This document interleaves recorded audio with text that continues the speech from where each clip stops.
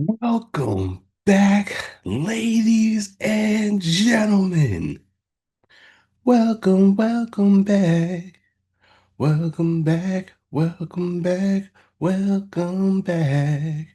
Oh my God, I'm so excited. It's been a long time. I shouldn't have left you without some new dope blogs to step to. Shout out to Charles, man. Welcome back, guys. It's been a long time. Did you miss me? Because I missed y'all.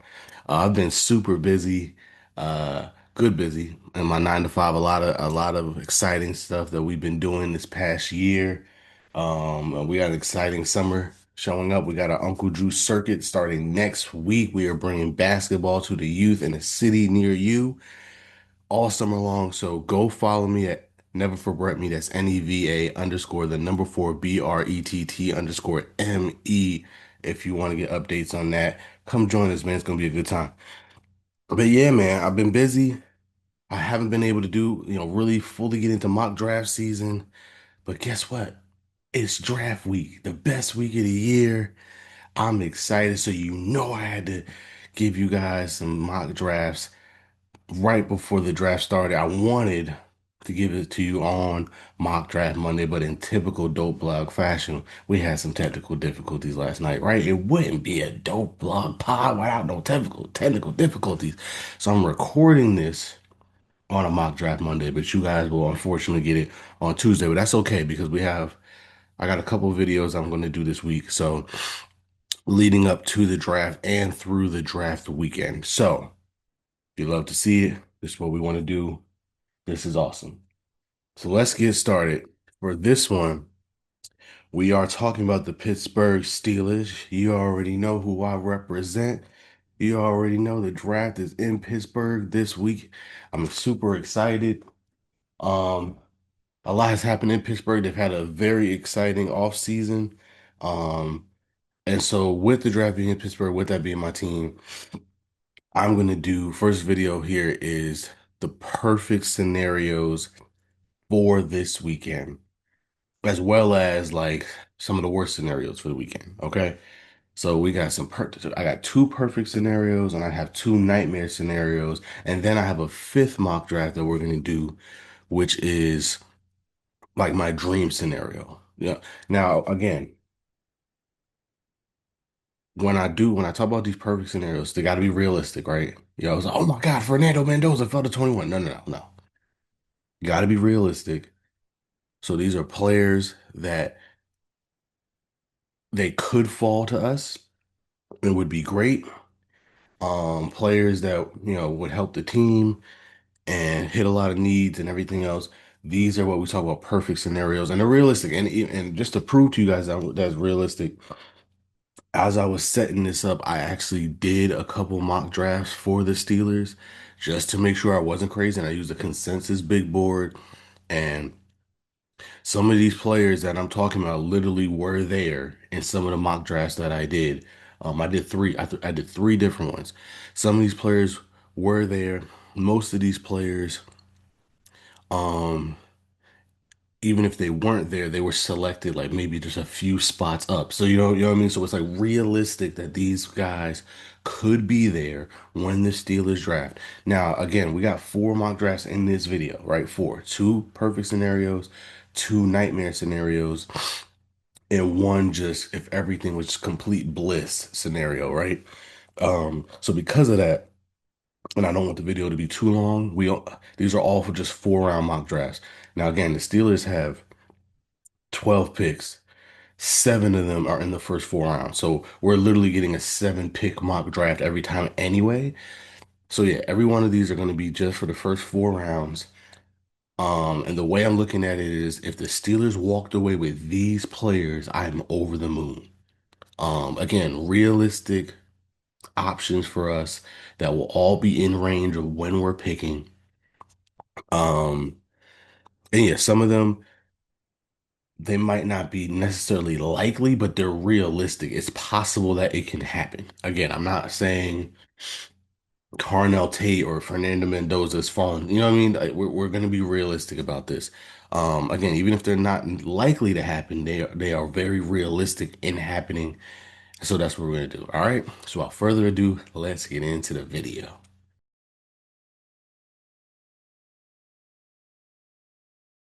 All right, so here's dream scenario one, and you see the name at pick 121, Jordan Tyson, wide receiver, Arizona State. Now, if we would have done this video last week, or shoot, even like a couple of days ago, I would have said this is super realistic.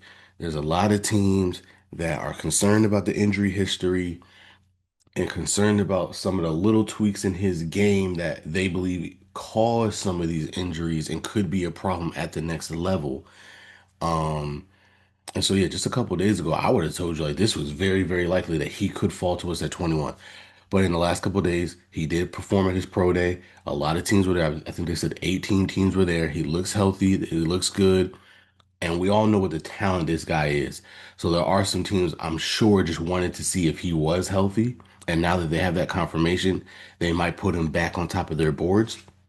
Um, Also the Cincinnati Bengals trade, getting Dexter Lawrence and the Giants having two picks in the top 10 and reports that Joe Sheen is really high on him and had dinner with him and everything else. So the likelihood of this happening today as opposed to just a few days ago is shrinking. However, I do still think it's a realistic possibility, and here's why. Again, whether he's healthy or not now is a little irrelevant because the injury history is still concerning. And that's a big deal, especially for a wide receiver, well, for any position. If, availability, what we always say, availability is the best ability. So it doesn't matter how talented this kid is, doesn't matter how good he is. If teams believe that this history is going to continue in the NFL, it's going to be hard to justify taking him, especially in a deep wide receiver class. I understand there's a big three and he's part of that big three. Um, but there's still a really deep wide receiver class. And also, again, we're picking at 21. We're not picking at 28 or anything like that.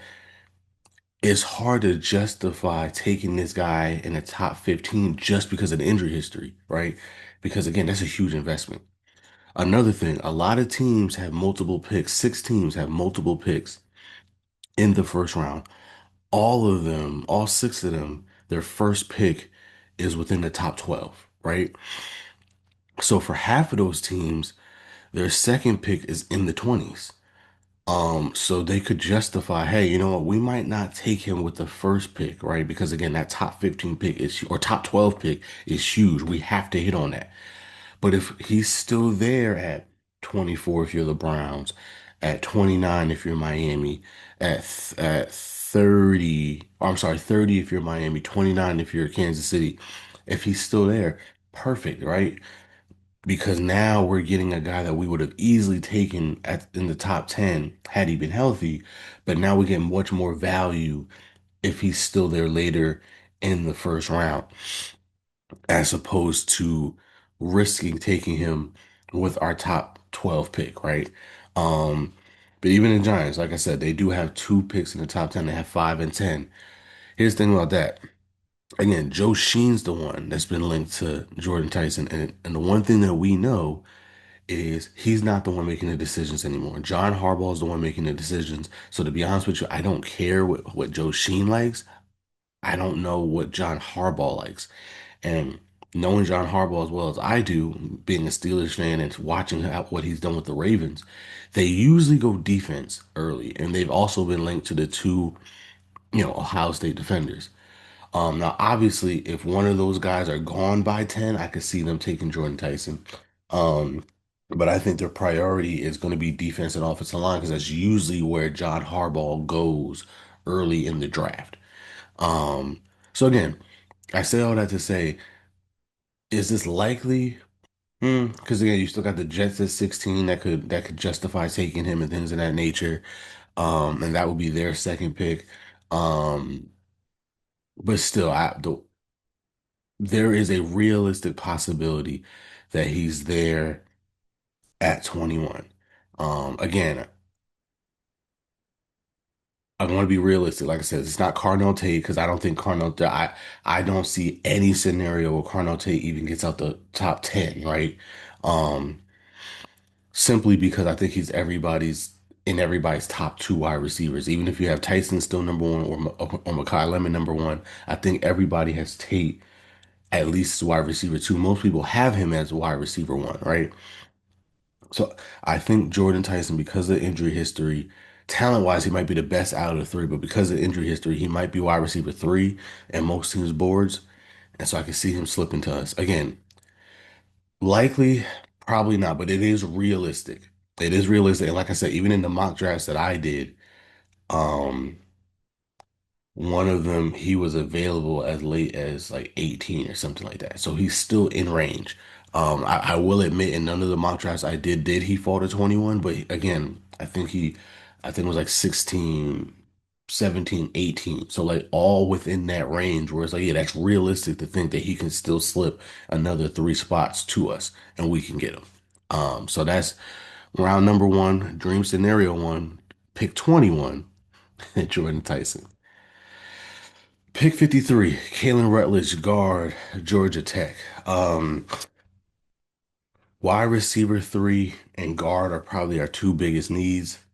Um, I would love this to be Emmanuel Pergnon, but again, in my opinion, that isn't realistic at all. I don't see any scenario in which Pergnon gets out of the top 40 for real. Um, And so Kalen Rutledge I really like him as well. So I will be more than happy if he's here at 53. Matter of fact, if you're the Steelers and Pregnant even gets to like 45, I don't know who owns 45 or whatever, but if he somehow got to 45, I think you got to go up and trade up and get him. Um, but yeah, I just don't see it happening. But Rutledge from Georgia Tech, I would be ecstatic if he's here at 53.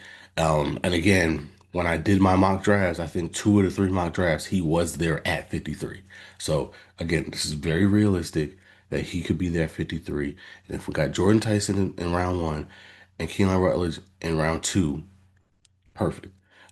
And again, like when I say dream scenario, I'm saying if we were able to get all these picks, that's the perfect draft. So let's keep going. We have three third round picks, and at pick 76, I'm taking Ted Hurst, wide receiver from Georgia State. Again, our wide receiver room is really bad. We literally only have two receivers. Um, and so filling out the rest of that room is important. Jordan Tyson as your starting number three would be great. And then Ted Hurst, who reminds me a lot of George Pickens, a guy we just got rid of last year. Obviously, I don't think he's going to be as good as George Pickens, but he could develop into a similar type of player who could still make those fantastic catches for you down the sideline, who can be that, deep threat that even DK hasn't really been for us the way you thought he was going to be for us. So he's an outside guy solely where Jordan Tyson could kind of work both.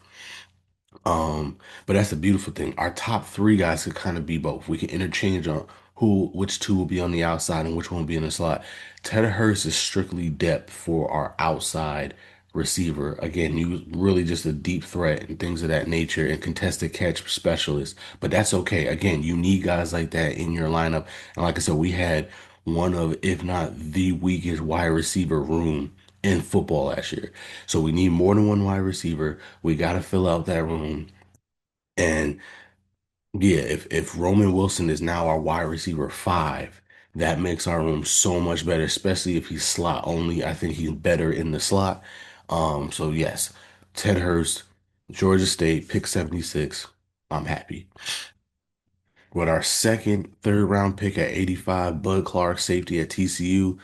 Um, We have safeties. I love our safety room right now, but a lot of them, like Jaquan Brisker, only on a 1 year deal. I think Deshaun Elliott only has 1 year left. You still have Ramsey who could play the slot. So even though we have a really good safety room, we do need to get another young guy in there to develop that could be part of the future. Because we're probably going to have our current wide safety room for another year or two max. So Bud Clark, a guy that has a lot of tools that we would like, especially if he doesn't have to play year one and can sit and develop. I really, really, really like that. Um, and he could be our starting safety, if as early as the 2027 season. So I'm excited about that. Okay, pick 99, Drew Aller, quarterback, Penn State. Let me explain this one. Uh, I do think we need to take a quarterback in this year's draft for insurance purposes, not because I don't think Aaron Rodgers is coming back, but I'm talking about for the 2027 class. Um, you can't risk what happened this year happening again next year. If you remember, this year's class was supposed to be the year we were supposed to get a quarterback, right? The Steelers did everything right.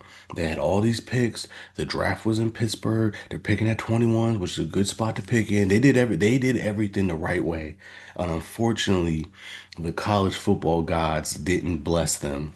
Um, because it would have been too easy that was too magical to get your starting court franchise quarterback in round one of the 2026 draft class, right? In Pittsburgh.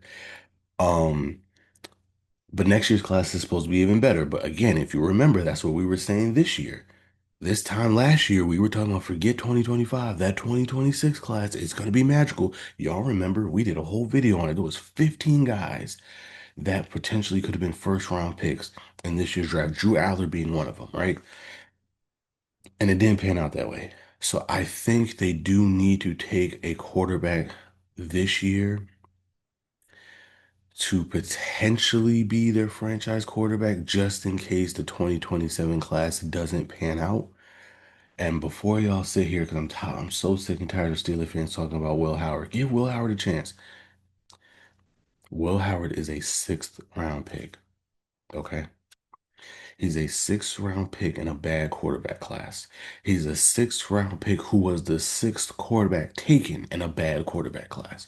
We do not owe him an opportunity. Okay. Will Howard's upside is a high quality backup slash decent spot starter. He does not have franchise quarterback upside. I hate when fans do that, where they just swear everybody in the roster is this diamond in the rough and this steel. Like, yo, we gotta see what that kid does. No, we don't. No, we don't. He's a sixth round pick, guys. He does not have starter quality upside. Drew Aller, as much as I know a lot of people don't like him. I know I'm one of the very few Drew Aller apologists. I get it. But whether you don't like him or not, you have to admit Drew Aller had that upside and that potential. If he would have came out last year, he would have been a first round pick. I said he should have came out last year. For the life of me, I still don't understand why he went back to school. He was supposed to be a first round pick this year.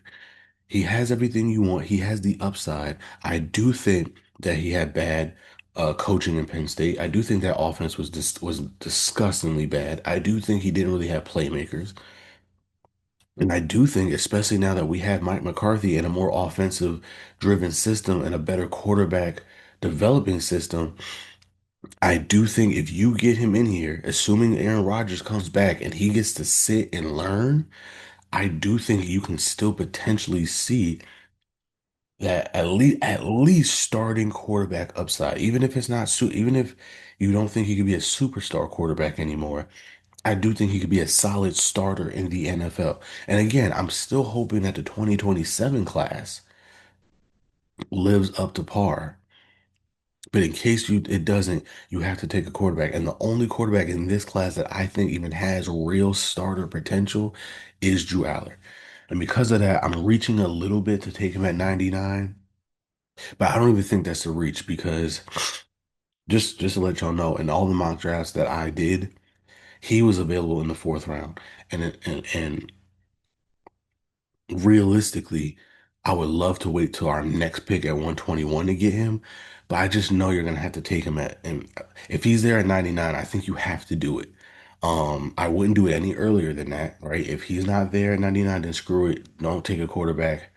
And like I really wouldn't take a quarterback at all for real. Like maybe the kid from Texas Tech in the sixth round, but again, that's another Will Howard.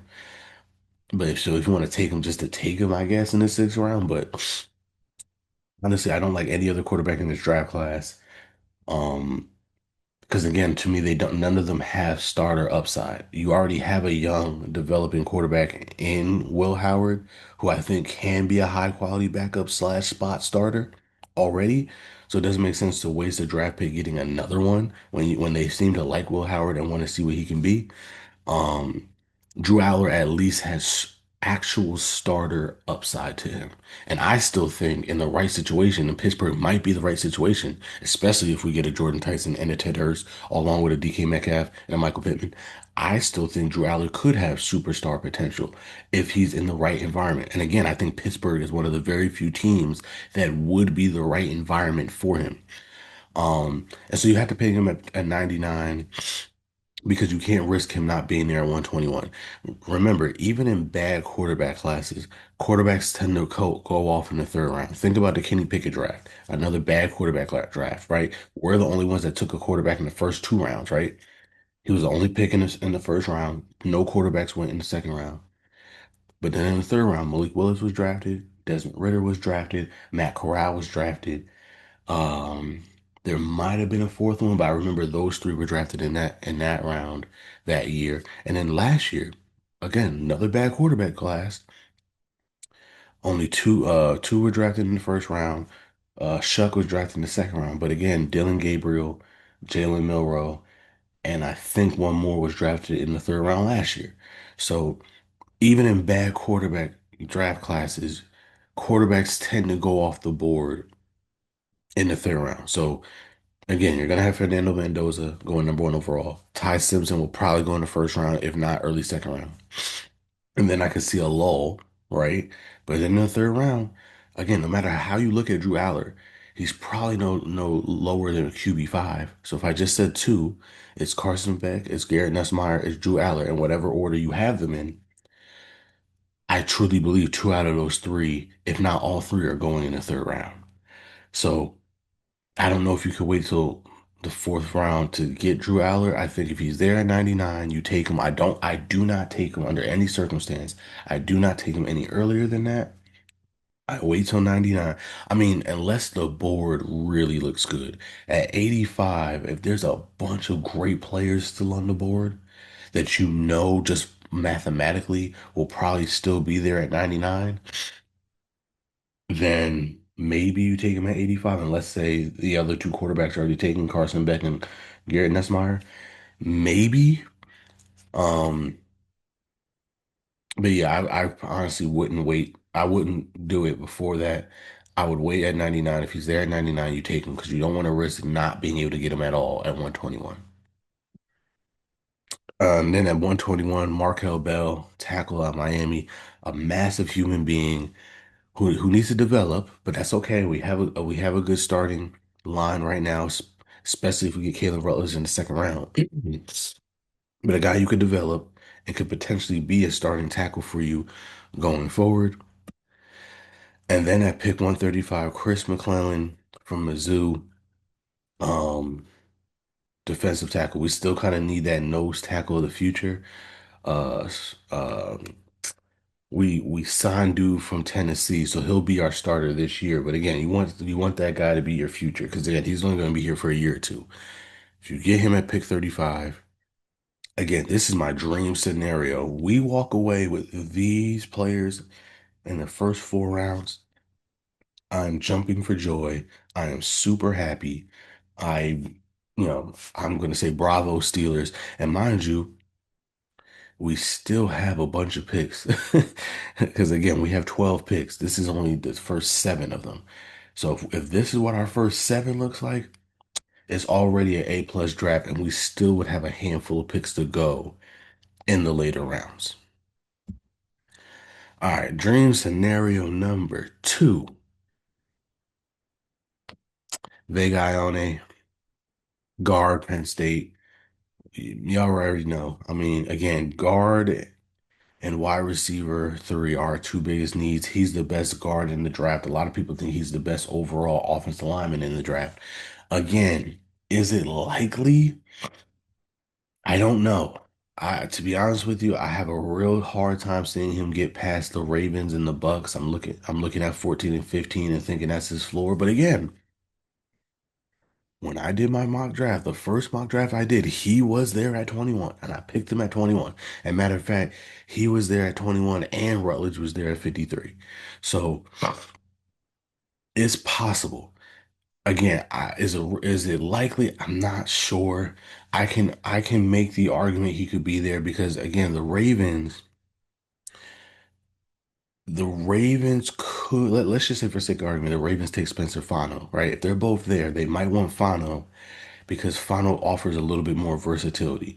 I don't know, Vega's better, um, but Fano could play tackle, he could play guard, they could play center. Like a lot of teams like that, they think that he could play all five positions on the line. And remember, the Ravens lost like their entire line in free agency. Tyler Linderbaum is in Vegas, and they lost all their other guys, and they needed offensive line help to begin with, right? So if the two of them are on the board, I can see them saying, you know what, let's take Fano because God forbid we can't get a guard in the second round, he could play guard for us. If we do get a guard in the second round, he could play either tackle or center for us, right? That versatility. Remember, that's what the Steelers did 2 years ago when we drafted Troy Fautanu. There were other tackles on the board, but they took Troy Fautanu because they loved his versatility. And yes, they made it very clear we drafted him to be a tackle. We see him as a tackle. But make no mistake about it, they also loved his versatility because we were in the same spot. We needed a bunch of help on the offensive line that year. And they took him because he was a security blanket in case the board didn't fall their way later on, which luckily for us it did. We got Zach Frazier in the second round that year, who's our starting center. We got Mason McCormick in the sixth round, who's our starting right guard. So Troy Fautanu was able to play, and even then, he played left tackle in college.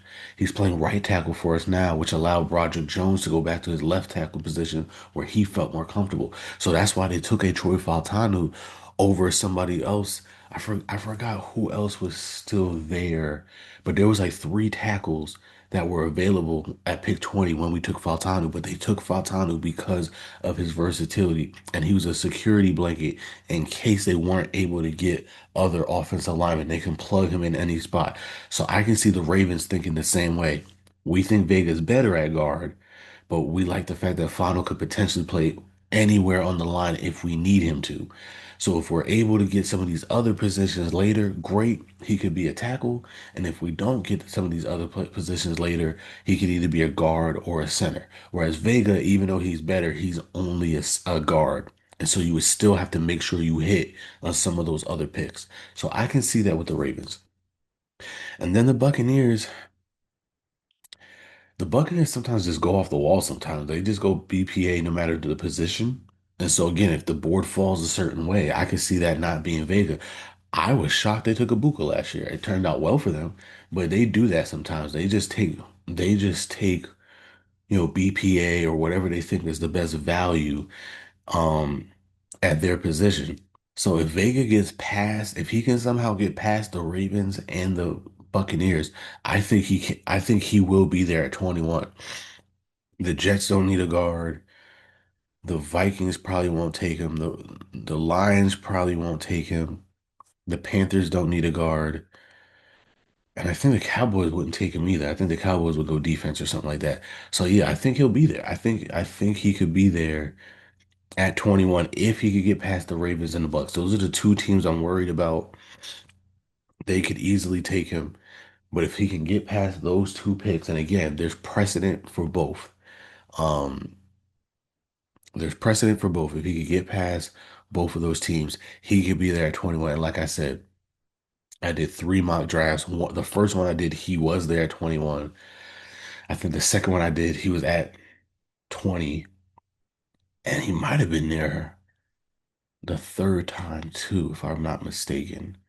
Um, I know Kalen Rutler was there t twice. I don't remember if Vega was there twice.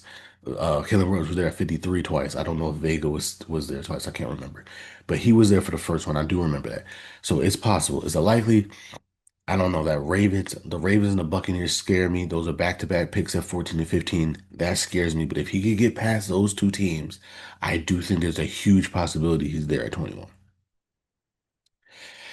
At 53, Jeremy Bernard, wide receiver from Alabama. Um, yeah, again, those are our two needs. So I'm flip-flopping. In scenario one, I got the wide receiver first and the guard second. This is getting the guard second, wide receiver. I mean, guard first, wide receiver second. To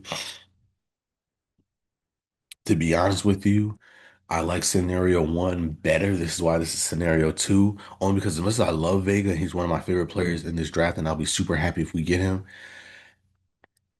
I'm not as big as on the day two receivers as a lot of other people are. Jeremy Bernard is one of the few wide receivers I do really like. So if he's there at 53, and by the way, again, he has been there. I believe he was there in two of the three mock drafts that I did. He was there at 53. Um, if we get him in the second round, I'm happy with this. Again, I love Vega. I would be over the moon if we got Vega. I am just a little nervous on who would be available in the second and third round for us as a wide receiver too, as wide receivers. But again, Jeremy Bernard is one of the few receivers that if we were to get him at 53, A plus draft so far. Super excited. At pick 76, Kyle Lewis, linebacker from Pitt. Yeah, I just try to throw in some different scenarios here. We do kind of do need like a young linebacker to bring in. Our starting linebacker core is good for right now. But to bring in some good depth, as well as a potential starter, because Patrick Queen could be gone by next year as well. Um, I like it. He's from Pitt. He could probably play safety for us as well. Um, but yeah, I love Kyle Lewis here, and I know they're familiar with him. He played at Pitt. We share an office. Y'all know the deal with that. So that would be great for 76.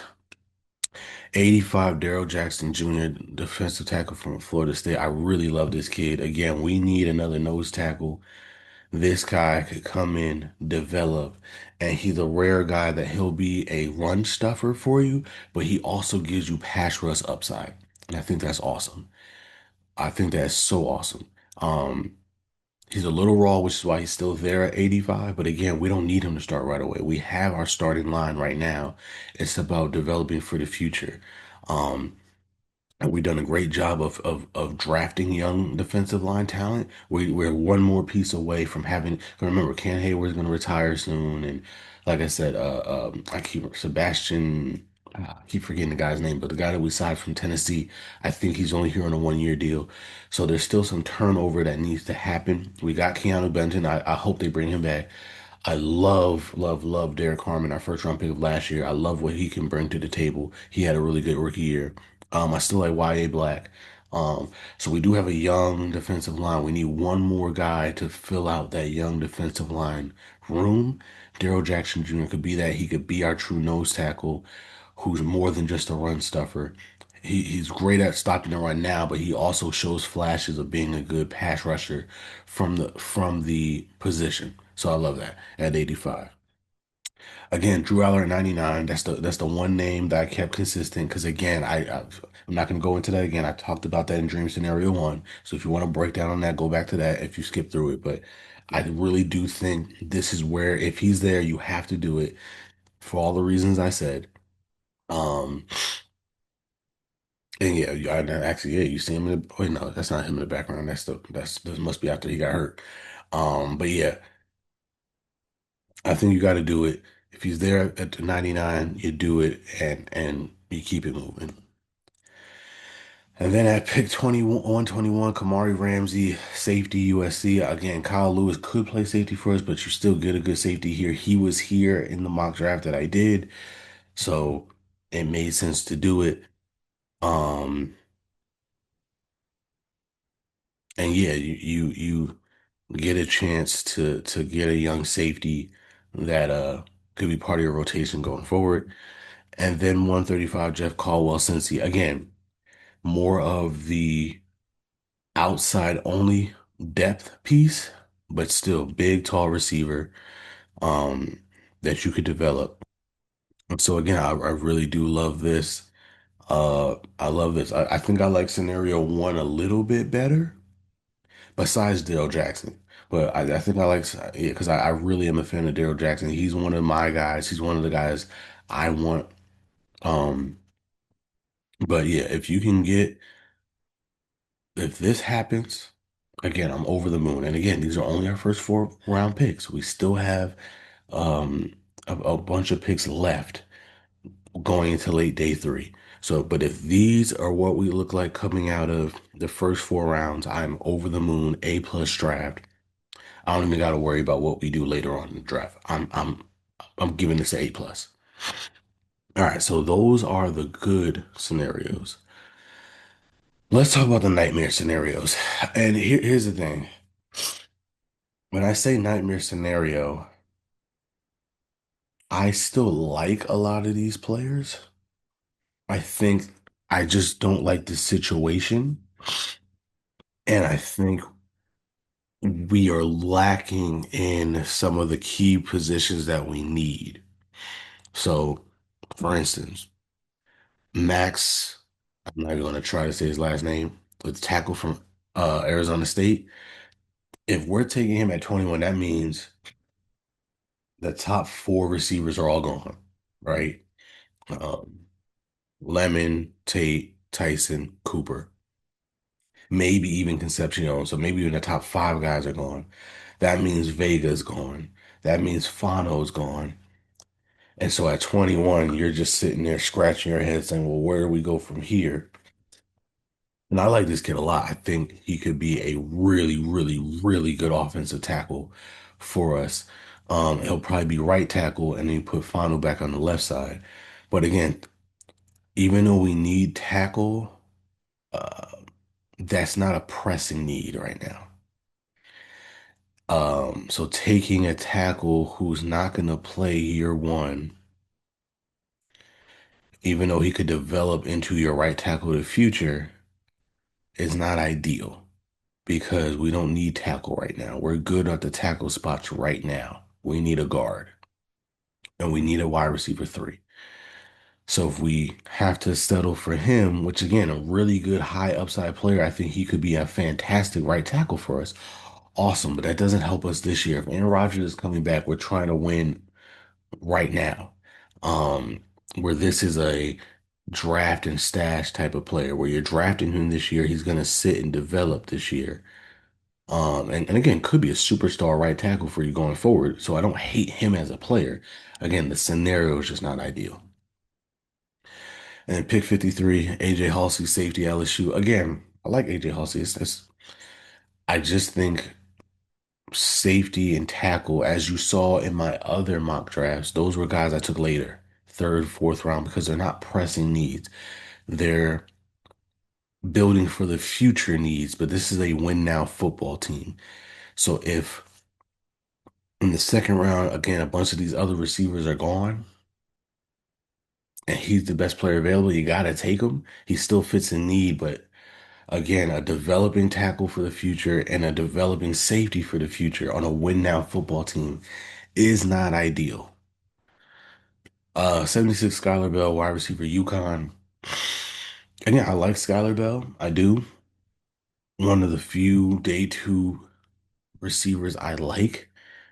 But if that's the best receiver that we got, I'm a little scared because I think he's still developmental a little bit, got some drop issues, things of that nature. And again, wide receiver three is a huge need for us.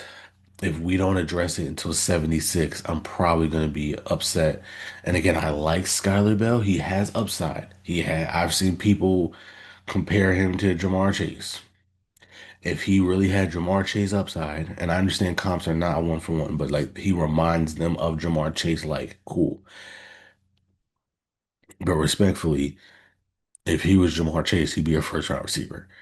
Um, so again, on a team that desperately needs wide receiver three,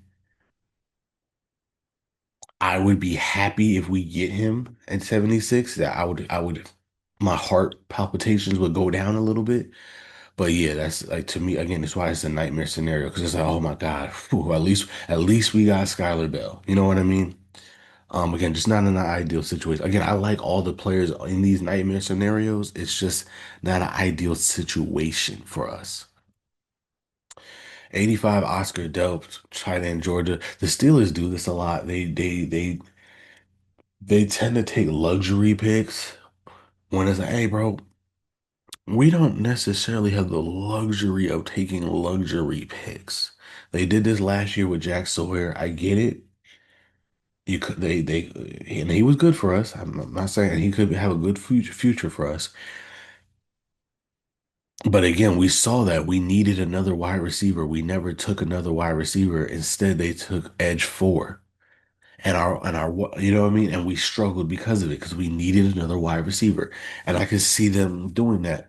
Oscar Dub as tight end three is awesome. We do need tight end three. We do need that. But notice in none of my dream scenarios do I take a tight end. You know why? Because again, we still have a handful of picks later in the draft. If you want to take a tight end later, we can take a tight end later. We need to address some of our bigger needs first. Tight end three is not our biggest need right now. And again, I like Oscar Dub. He could be a star tight end. I really do believe that. I remember the hype that he got a couple years ago when he was behind Brock Bowers, and everybody thought, ooh, as good as Brock Bowers is, Oscar Delp could be the next great Georgia tight end. And for whatever reason, it just didn't pan out that way. So I like the upside here. I could just see the Steelers doing that. Speaking of, they took Darnell Washington a couple years ago and what was quote unquote a luxury pick. Now that one worked out a little bit better than Jack Sawyer has, but even then, we didn't really get to really see the true potential of Darnell Washington until this year with Aaron Rodgers. Before he kind of was just there. Um, so the Steelers tend to do that. They take these, and especially I can see in a draft like this when they have so many picks, you do have some effort picks. Let's just throw some stuff at the board and see if it sticks.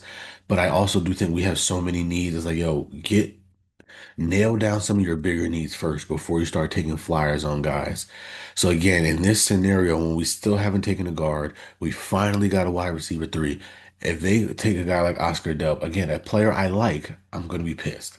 I really would be. To 99, Garrett Nussmeier. Um, Not a fan. He's too small to play in the AFC North. I know his dad worked with Mike McCarthy in the past, and so I'm sure they're tied to him and da da da da da. But again, I'm just not a fan for him for the Steelers. I think he's too small. I think, again, I'm a big believer in certain players could be great in certain situations. I don't know if this is the ideal situation for him. He's too small, doesn't have the greatest arm in the world, playing in the AFC North, outside, uh, and tends to be a little turnover prone. Not ideal. Not ideal. But again, I can see that we're at 99 if Aller and Beck are already taken and they're like, damn, we got to take a quarterback. Let's take Garrett. That's why I can see it. And again, not an ideal situation, which is another reason why at 85, if you take Oscar Dub, I'm going to be pissed. Like, especially if Drew Aller was there at 85 and you took Oscar Dub and now you have to settle for Gary Nussmeier, I'm going to be pissed. At 21, Nick Barnett, defensive tackle, South Carolina. Again, this is a guy I like a lot, and we do need that nose tackle.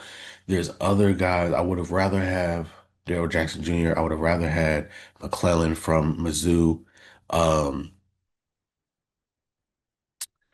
is there a third guy off the top of my head that I would rather have? Obviously, the Godfather Corleone, Big Citrus, um, uh, uh, yeah, Big Citrus from Iowa State. I would rather have those guys. Um, so that's more of, yeah, Nick Barrett to me is like DT like five on my board, 4 or 5 on my board. And again, when I say on my board, realistic targets, because I'm not taking a defensive tackle in round one. I'm not taking a defensive tackle in round two. So I'm talking about of the guys that would be in this third to fourth round range. I think he's like I said, Daryl Jackson Jr., Big Citrus, The Godfather, Daryl Jackson Jr., McClellan from Mizzou. Yeah, he's five. He's DT five of just the day two guys that I could see us taking. Um, so yeah, just not ideal. A good player, would love to have him, especially at 121. That's not bad, but again, just not ideal. And then Bo Stevens 135. Again, good player. You never bet against Iowa offensive lineman, but getting your guard at 135 when to me guard is our second, if not first biggest need. Not ideal. Not an ideal situation. So if this were to happen again, these are all players I like. Honestly, besides Garrett Nussmeier, these are all players I like. I just don't like this situation. I just don't like it's just not ideal for us. If we came away with this, I don't hate it, but I'm just like, ugh. You know what I mean? It's just disappointing. That's all. And then nightmare scenario two, Dylan Thieneman, safety out of Oregon. Again, I actually love him. Love him. Love him. He could be a superstar safety. I don't hate it. Don't hate it at all. Again, it's just not ideal because safety to me, it's a need, but it's not a pressing need that you got to take. Again, remember what your first round pick is supposed to be. First round pick is supposed to be a cornerstone for your team.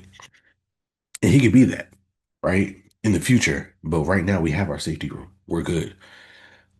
I don't necessarily need that from him right now, unless he's so good that he's gonna. But that's another thing. Even if he's so good that he starts right away, that strengthens a thing that's already a strength, if that makes sense, right? We just need depth for now, slash turnover for the future. I love our safety room right now. If our safety room is healthy this year, I love it. Um, so even if he's good enough right away to start, that just strengthens what's already a strength for us that doesn't really feel a need. So again, love the player. Love the player. It's just again, it's the scenario I just don't like because again, that means everybody else was taken. That means all five receivers are gone. That means all the tap the that means all the that means all the guards are gone. And again, he was there. He definitely was there twice in my mock draft. When I did the three, he was there at 21 twice. Um, so it's very possible. I wouldn't hate it. Again, I wouldn't hate it because I do think he's going to be a star safety. Again, it's just for me, safety is not nearly one of our biggest needs. It's a luxury pick. And it's a luxury pick because we have a great room, but we know it's not a room for the future. So you're getting somebody to come in and develop and keep that momentum going for the safety room.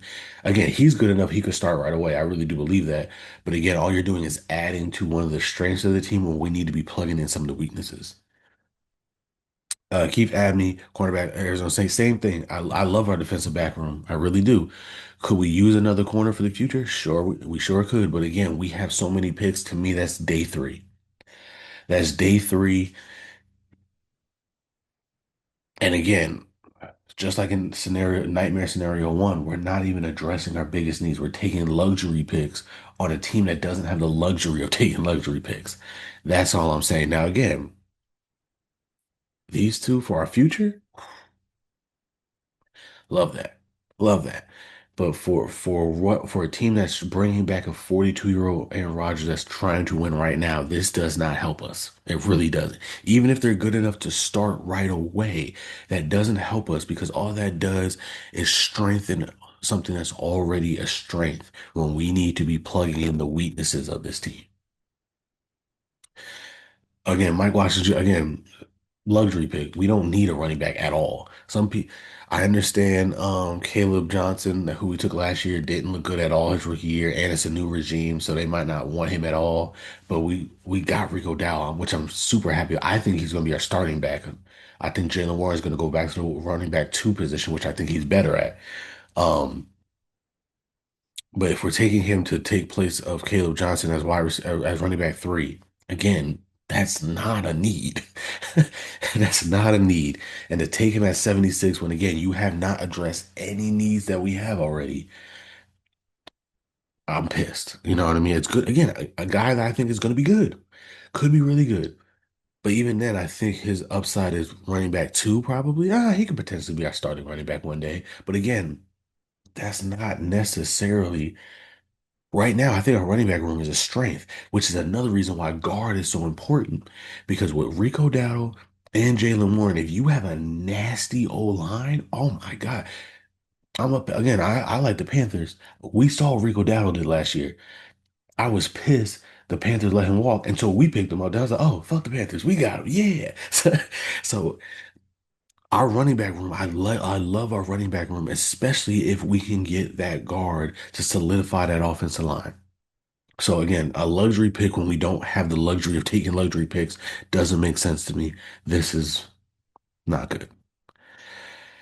All right, Jalen Farmer, Kentucky. Speaking of a guard, again, I like him. I like him. Um, and that 85 is good value. I just because I do want to take a guard in round one, he's probably guard. Let's see, we got Vega, we got Fanu, we got Pregnon, we got the kid from Texas Tech, we got Rutledge.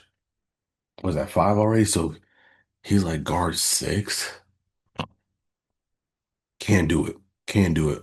Again, when guard is probably your biggest need besides wide receiver three, you can't take guard six. Can't take guard six. Can't do it. Can't do it. Can't do it. Not at 85. You got to address that earlier. And this scenario, we're taking Malachi Fields, a wide receiver, which is again, this is a really nightmare scenario because now it's like, what are we doing? He's not wide receiver three. This is a this is a boundary only receiver who's not even that fast. To be honest with you, he's probably the one player on this list I don't even really like for real. And so again, you're still not addressing the need of wide receiver three. You got more depth, which is cool, but he doesn't help us. At 121, Carson Beck, and actually, I think I probably meant to flip that. I probably meant to put Carson Beck 20, at 99, Malachi Fields at 121. Doesn't matter. I'm not a Beck fan at all. To me, again, he's Will Howard. We have Will Howard at home. We got Carson Beck at home. You know what I mean? Like I said, I'm really big on take Drew Aller or nobody at all. I'll just take a chance with the 2027 class at that point because again, those other guys don't have the upside that you want. If you want a young developing quarterback who could be a high quality backup spot starter, that is what Will Howard is. And to me, that's what Carson Beck is. So I would be pissed if but I know we've been linked to Carson Beck. We've met with him a few times. I think they like him. I think he is one of the on the short list of quarterbacks they would take. Again, if we're doing this, I'm pissed. And again, I probably meant to flip Carson Beck and that because again, I really don't think Carson Beck will be there at 121. Um, I will say this. If one of them will be there at 21-21, it is Carson Beck because again, the upside isn't there. Garrett Nussmeier in the right situation could be a starter. Drew Aller in the right situation could be the starter. I don't see any scenario where Carson Beck's a starter. I really don't. I don't see it at all. I never did. Again, he was supposed to be no one pick last year in a bad quarterback class. And he was so bad he came back to school. So and played even worse this year, and now he's here. So yeah. So maybe I did yeah. If I'm taking Carson back, the only way I'm okay with it is if it's at 121. That's probably why I did it at 121. And then Harold Perkins at 135. Again, don't hate the player. I just don't like the situation. We never really addressed the wide receiver need. Uh, a linebacker, which we do need, and I do like. Yeah, this is a bad situation. That just means the board was just really bad for us, and we just had to take whoever we could get. And yeah, that's not good. Now, fantasy scenario. This is what I hope will happen. This is the Steelers want to make a splash. The Steelers want to really win the day and win the weekend because it's in Pittsburgh, because they've been planning for this all year. And they realize, you know what, because we're not going to get our quarterback, let's let's let's just have fun. Let's have the fans excited. So that's what this is. This is a little less realistic, but again, still somewhat realistic. Um, yeah, well, you'll see what I mean. So I pick 15. We trade up to get Jordan Tyson. Jordan Tyson's there at 15. We're looking at the Jets at 16 and saying, you know what, they probably would want him. He's here at 15. Let's just go get him. And in this scenario, we only give up pick 99 and we go get Jordan Tyson at pick 15. There we go. I talked about him before. If he's there, I would think about trading up and getting him. You go to pick 37, you take Emmanuel Perignon from Oregon. Again, to me, he's guard number two. In my mind, as a day one plug-in star guard, which is why I don't think he'll be there at 53, but he could be there at 37. Matter of fact, in the mock draft that I did where I did these trades, he was there at 37. Um, and so you trade up with the Giants. Now, let me show you the next pick because I did a little something freaky. Watch this. Boom, 53, Jacob Rodriguez, Texas Tech. Now, hear me out. I saw a mock draft where the Steelers traded up in the second round without giving up 53. And their philosophy was because we have so many third round picks, if you just give up 76 and 85, you could kind of just take that second round pick without giving up 53. And I was like, ooh, I like that. The only problem with it is in their mock, they kept doing it with the Falcons at 44. And to me, that wasn't realistic only because the Falcons don't have a first round pick, so I can't see them giving up their second round pick for a bunch of third rounders, right? Because that means they have no first rounder and no second rounder and a bunch of third rounders. I just can't see them doing that. Pick 37 is the Giants. Um, they would have already picked at five, they would have already picked at 10. So even though they're giving up their second round pick, they already drafted two great players and they're getting a bunch of third round picks. So, and I think they already have some third round picks as well. So now they have potentially four third round picks when they already drafted in the fifth and at number five overall and at number 10 overall. So you see what I'm saying? That makes a little bit more sense for them to do something like that. Um, so I was able to keep 53 and take Jacob Rodriguez, who again, a superstar potential linebacker. And if you're going to take a flyer and take a luxury pick per se, this is it. Because again, not only could he be a starting linebacker for us, he could be a superstar linebacker for us. And we do have to address our linebacker position. I kind of like our linebackers right now. But if he could start right away and be a superstar from day one, that boot he is boosting a potential weakness. Again, I kind of like our linebackers. I think our linebackers are going to play better in our new defensive scheme. But either way, I don't think Patrick Queen's going to be here after this year and things of that nature. This guy could come in and be a day one superstar for us and boost what is, in many people's eyes, a somewhat weakness because we just have an okay linebacker room and we need depth. This is cool. And again, you already addressed your two biggest needs. You got your wide receiver, your superstar wide receiver three. You already got your superstar guard. Now you get a superstar linebacker. Now, again, in this scenario, I done traded away all of our third round picks, right? I traded 99 to get up to 15, and I traded 76 and 85 to get to 37 without having to give up 53. But here's the beautiful thing. We have so many picks. I can still trade up again and get into the third round. So at 90, I get my guy, Daryl Jackson Jr., defensive tackle from Florida State. Ooh, we kicking with gas. We cooking with gas now, fellas. We cooking, ladies and gentlemen. We are killing it. Trade back up to 90. Get Daryl Jackson Jr. And I believe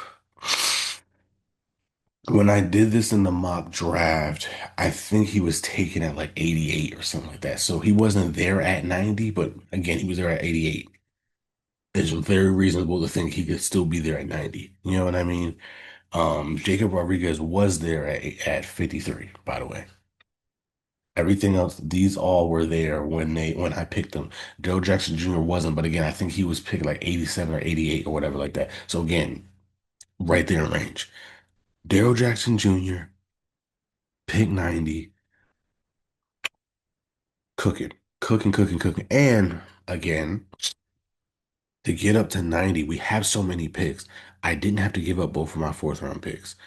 I gave up 121, but I think I gave up like a sixth and a seventh or something like that without having to give up 135. So at 135, and you know it again because it's my fantasy dream scenario, perfect scenario, Drew Aller somehow is there at 135.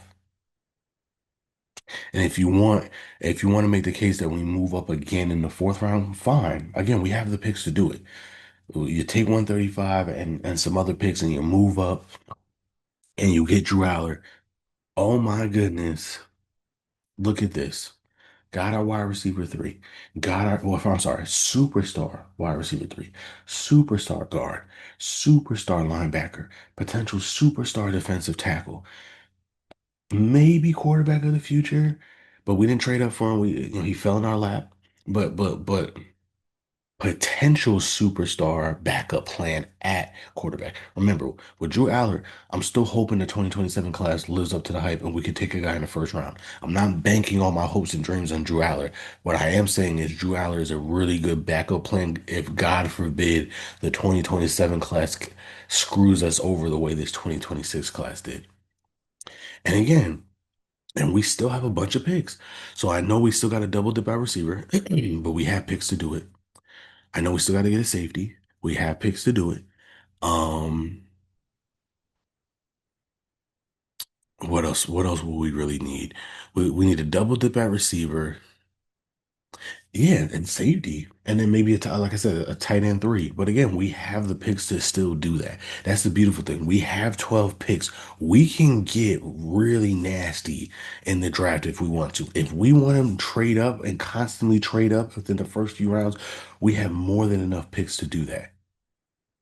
So this again, is this realistic? Not necessarily. That's why it's the fantasy one. But again, I still try to be realistic. Oh no, we traded to the number two pick in the draft and we gave up the seventh round pick. No, man, no. We traded up to 15 for 99.